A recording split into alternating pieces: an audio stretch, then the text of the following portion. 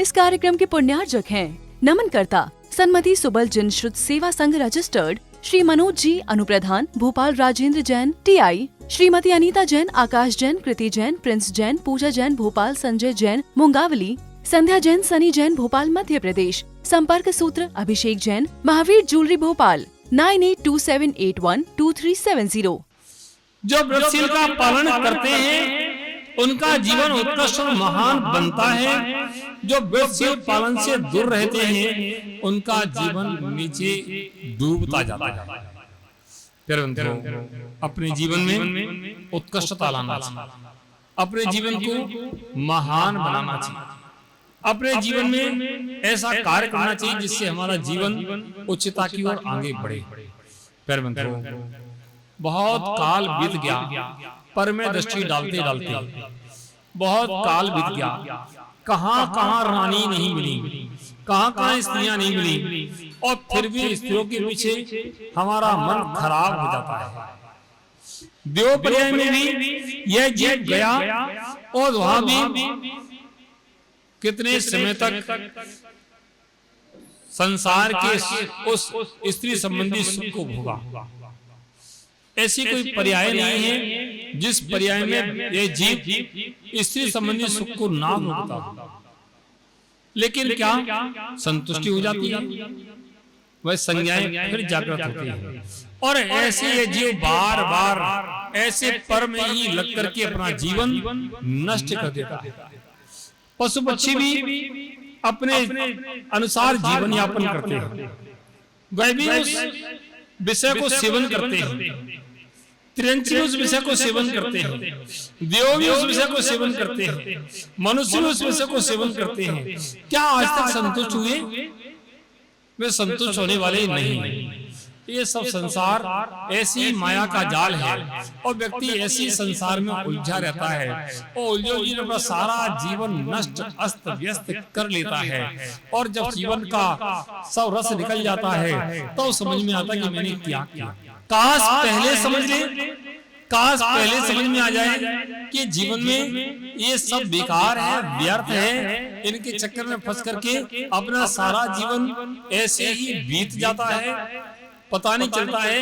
ऐसे ही एक बार शादी के चक्कर में फंसने के बाद फिर गधा पचीसी पूरे जीवन करना पड़ता। बताओ सही है कि नहीं? बताओ, आप लोग तो अनुभवी हो, सही है कि नहीं? अरे मुंह से बोलो ना।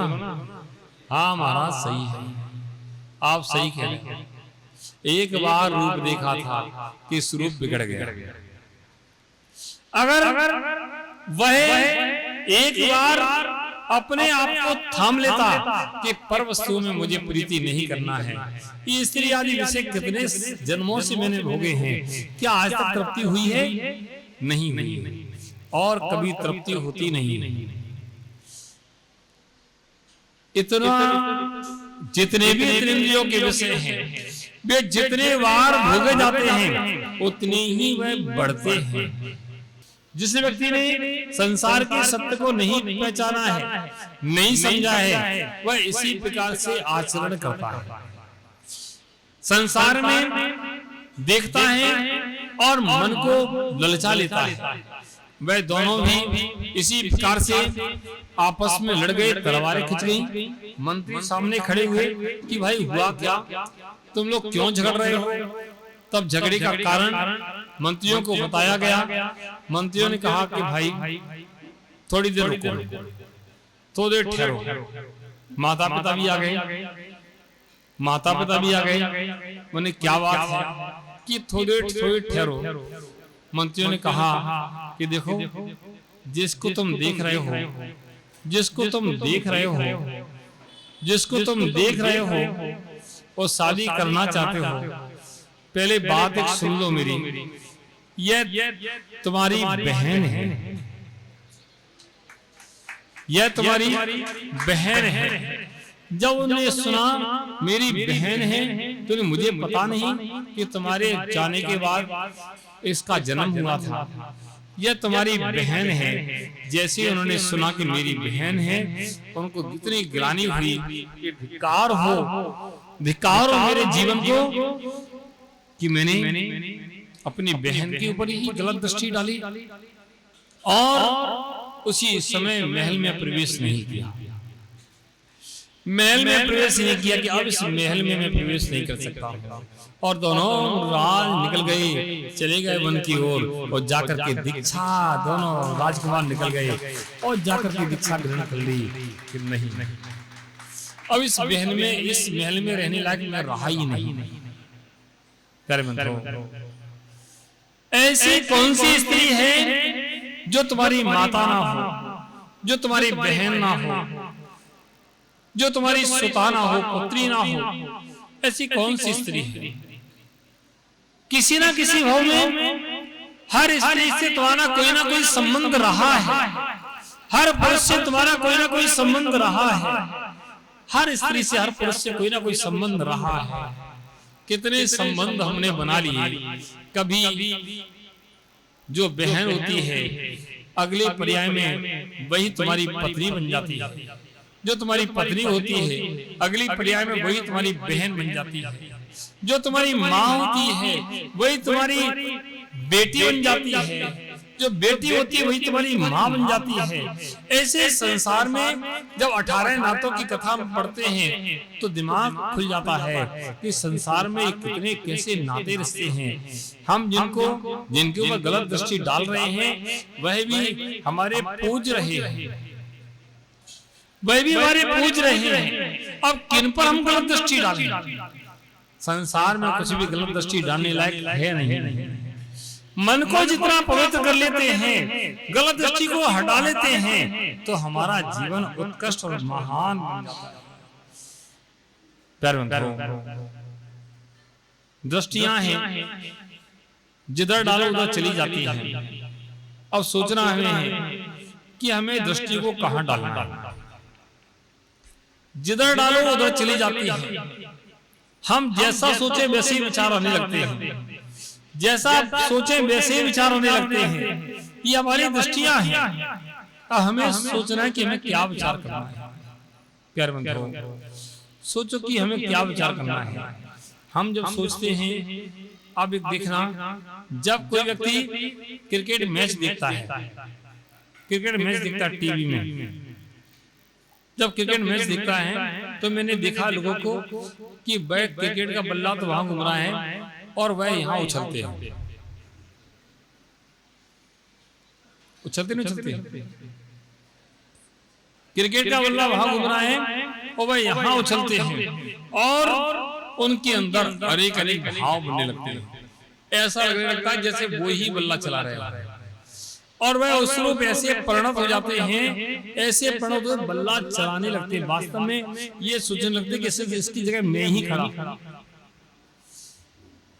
क्यों? ऐसे भाव।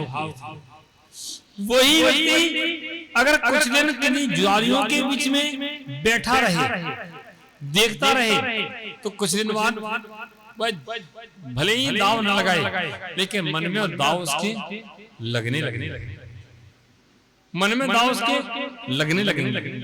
वही व्यक्ति किसी अच्छे सफल व्यापारी के पास कुछ दिन रहे, वह व्यापार करे ना करे, लेकिन उसके अंदर वैसे ही भाव आने लगेंगे, वैसे ही कार्य करने की परिणति उसकी बनने लगेगी।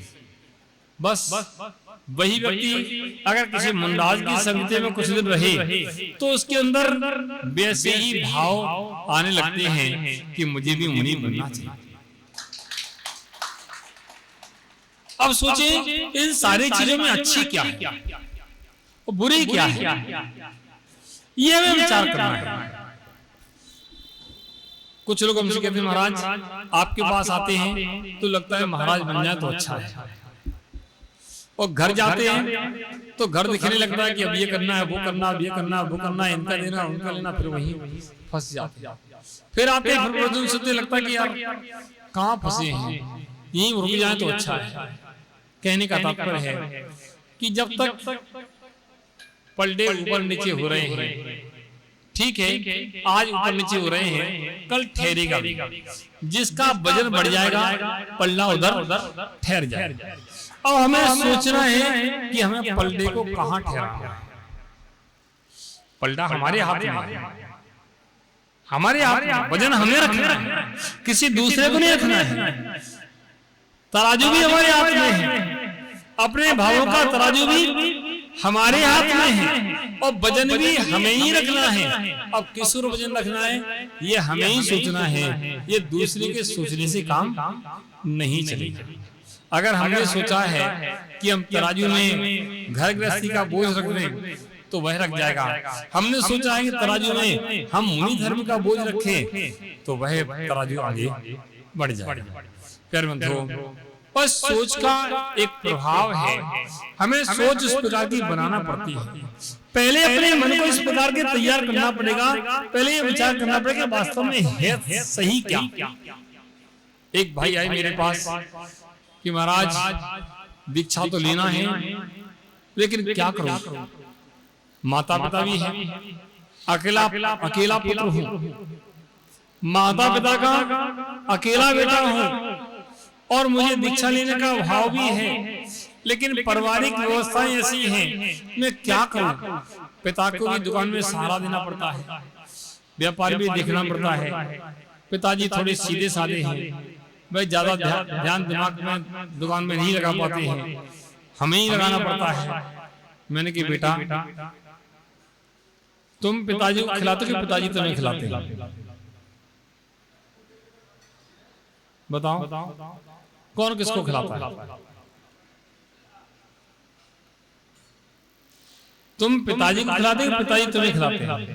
बेटा हैं? पिताजी तुम्हें खिलाते हैं, फिर चिंता किस बात की? जब पिताजी तुम्हें खिलाते तो पता है तो चिंता क्यों करना? इससे नहीं करे मतलब इसके ऊपर मत लेना, वो तो इसने बोल दिया इसलिए तुम।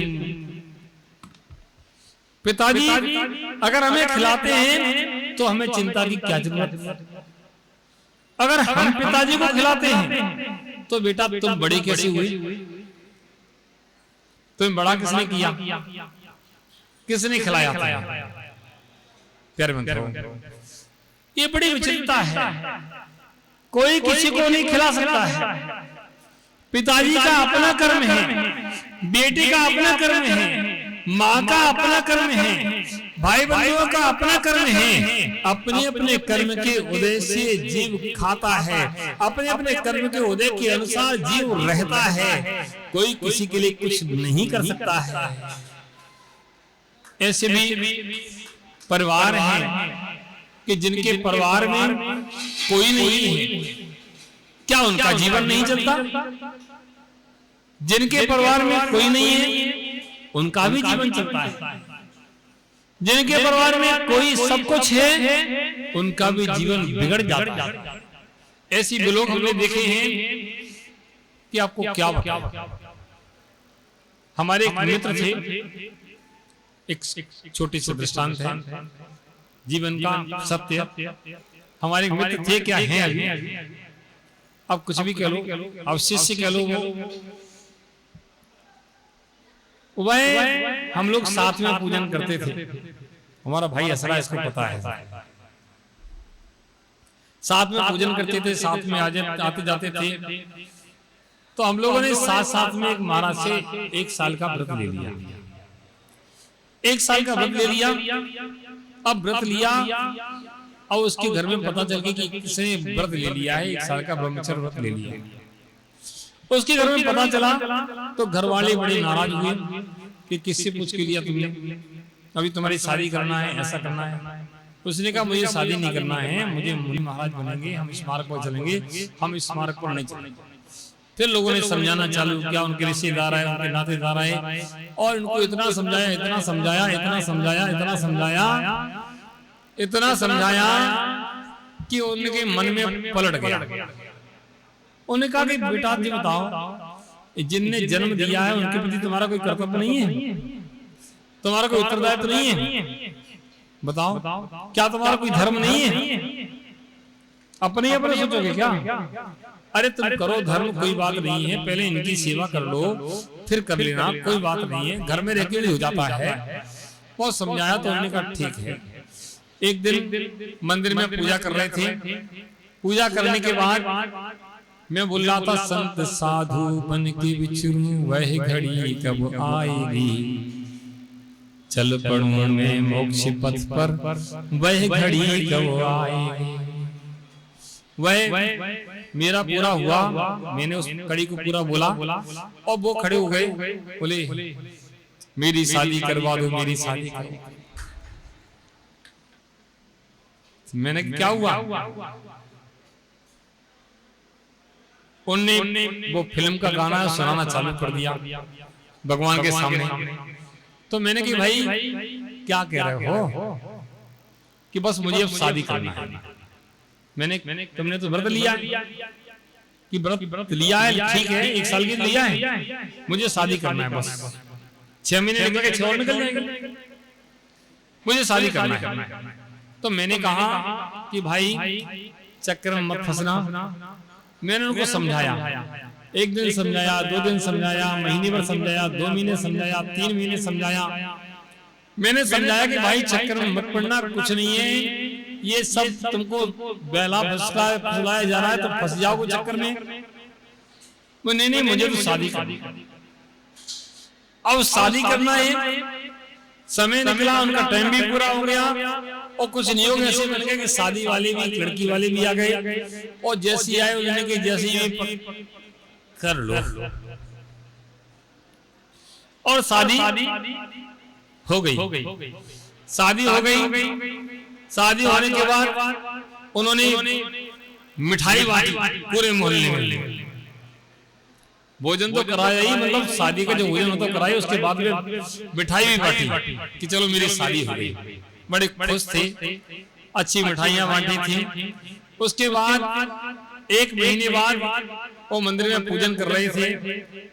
पूजन करने के बाद मैंने तो कोई भजन गाया, संत साधु बन के बिजलू वह घड़ी कब आएगी। और वह उठे, बोले आफत गले पड़ी है उसको निभा रहा।